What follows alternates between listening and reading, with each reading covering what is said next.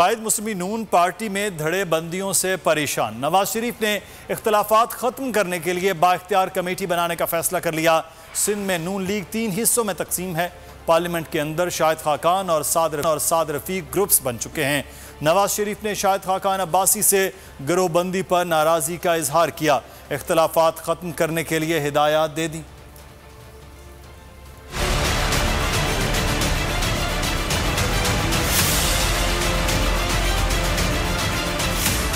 League टूट फूट का शिकार, इख्तलाफात और धड़ों की भरमार। कायद नून लीग ने सर पकड़ लिया, बाइख्तियार कमेटी बनाने का फैसला कर लिया। नवाज शरीफ ने शाहिद खाकान अब्बासी से राब्ता किया, ग्रुपबंदी पर नाराजगी का इजहार किया। साथ इख्तलाफात खत्म कराने के लिए सूबाई सदूर को हिदायत दी।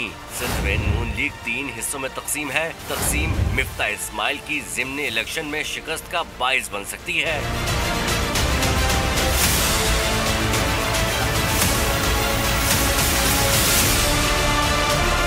बलूचिस्तान में पार्टी का ढांचा मुकम्मल न हो सका।